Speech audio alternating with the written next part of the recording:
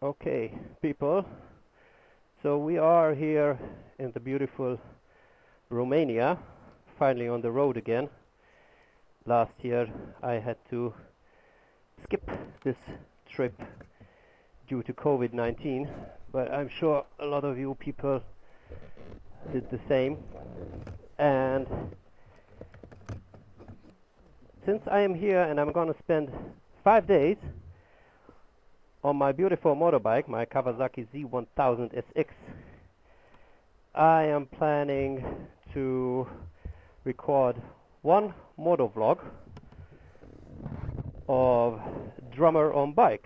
So with this said, welcome to another episode of DOB, or drummer on bike. I'm looking for neutral because I just stopped here. Okay, now I've got it.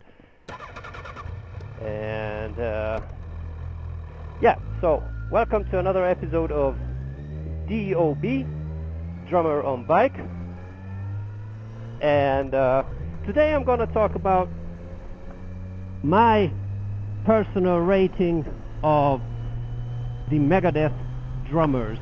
So I'm not going to talk about drummers who only played on an album or only played live with the band. So the criteria to be on this list, and again it is my personal list, is that the drummer has to appear on a full-time record but also play live with the band.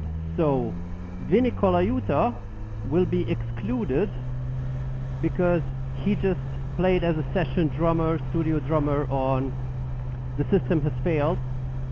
And Dirk Verbeuren is also excluded because he joined the band after Dystopia, so he's not playing on any album. He is currently now recording the album, but as we speak today, he's currently not on my list. So we have to talk about 6 drummers. Wow, it's gonna be a great ride. We are gonna talk about 6 drummers. So in chronological order, it will be Gar Samuelson, Chuck Baylor, Nick Menza, Jimmy Degrasso, Sean Drover, and Chris Adler. So I will start with the one I would say I do not prefer most, and this one will be on number 6, is Chuck Baylor. Chuck Baylor, who played on So Far So Good So What, and it is just simply because in my opinion the guy could have done much more on that record, and also the way he plays, maybe it's just the sound of the album. For me it is like a little bit sloppy, so I don't want to waste more time on Chuck. So let's go to number 5, which is Mr. Sean Drover. And you may ask why he played on so many records in Megadeth. It's the same thing I am asking as well. Why did he play on so many Megadeth records? He's a, don't get me wrong, he's a very, very technical guy. But the way he plays, for me, is very, or it is too clean. It is very gentleman style. Oh, look, a cow. Welcome to Romania. So it is very gentleman style. I never felt that power, that energy that came from the other drummers.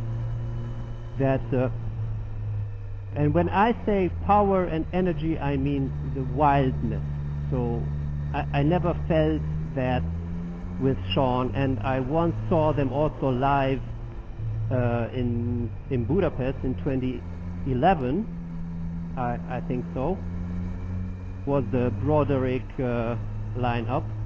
And by the way, I never liked Broderick as well, because he's a hell of a guitar player and very technical, but I miss the feel in his playing. And it's kind of the same with Sean. So he did some great albums, drums with Megadeth, but I somehow never liked his style, and especially live. So if you listen to that One Night in Buenos Aires, I don't know. When I saw them live, they played Rust in Peace, and it was simply just very too clean and too moderate. So I didn't like it. Coming to number 4 would be Mr. Chris Adler, and I will not speak a lot about Chris Adler. I know he's an amazing drummer, and he was a very, very good choice from Dave Mustaine to play on Dystopia. However, for me, he's just on number 4. And now it will be a little bit difficult because we still have 3 people: Jimmy Degrasso, Gar Samuelson, and Nick Menza. And I would put Jimmy Degrasso number 3. Of course, you know, I'm a huge Menza fan, and when Nick Menza left the band, or he was kicked out or fired, Jimmy joined the band, so I was a little bit angry on Jimmy, but the stuff he plays on Risk, and especially the stuff he plays on The World Needs a Hero, is just great. And the live album, the Rude Awakening, it's just amazing. You can listen to that guy and tell the guy has feel, the guy has dynamics, especially when you listen to the She-Wolf solo, when they play like an 8-minute solo with El Pitrelli and Dave Mustaine. And he's just, I think, an extremely talented guy, and he fits very well to Megadeth. Coming to number 2, we have Mr. Gar Samuelson. And I have to say, it is extremely difficult to reproduce Gar's playing.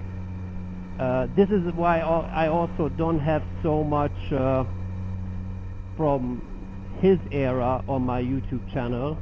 I only did I think Wake Up Dead and Peace Out from Gar. I'm planning to make more, but I have nothing from Killing Is My Business, because Gar did not play to the click, and he has this style where he you think he's late, but then he shows up, how you say it. Yeah? He's doing a fill, and you say, no, he's gonna be late, and then he just arrives, and he continues. And maybe it was because of the drugs. I just once heard Junior talk about the recording sessions of the first 2 albums, and he said you could tell which day was a cocaine and which day was a heroin or crack day. So based on what you hear on the recording. So Gar Samuelson, and he's got some sick stuff going on. So just listen to Everybody Comes with Good Morning Black Friday. Do listen to Bad Omen. Bad Omen is just incredible what he's playing. So he's got the feel, he's got the vibe, he's got the jazz, he's got everything what you need. And with this said, we are coming to number 1, which is Mr. Nick Menza. And I started playing drums when I heard Nick, and when I got into Megadeth. And for me, you know, Nick's playing was a big game changer, especially after Nirvana and Metallica. So, okay, I didn't like his name. I was a teenager, and you know, Menza means in Hungarian, it means canteen. So he didn't have that cool name like Dave Lombardo or Pete Sandoval or Lars Ulrich. So, however, he's playing on Rust in Peace, and then on the next album, it is just amazing. And you know what? People are always comparing the Tornado of Souls solo. They are comparing Marty with Kiko, with Chris Broderick, with El Pitrelli, and so on and so on, with Glenn. And they are always putting, you know, a live version of it. And of course,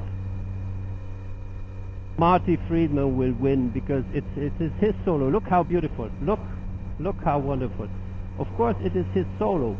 But I have to tell you, it is not just the solo.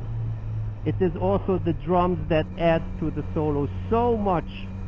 And when Marty is playing it, Nick is giving him the beats, and the energy of both will make that solo so absolutely amazing. So,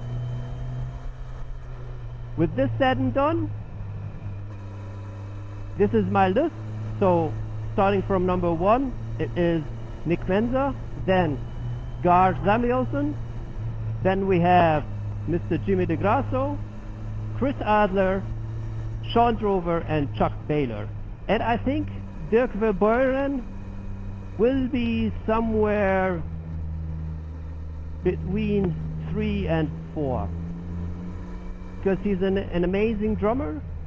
I know he's a monster on the drums, but you never know what Dave Mustaine will let him play when it comes to recording a Megadeth album. And now, let us enjoy this beautiful ride here. Cheers!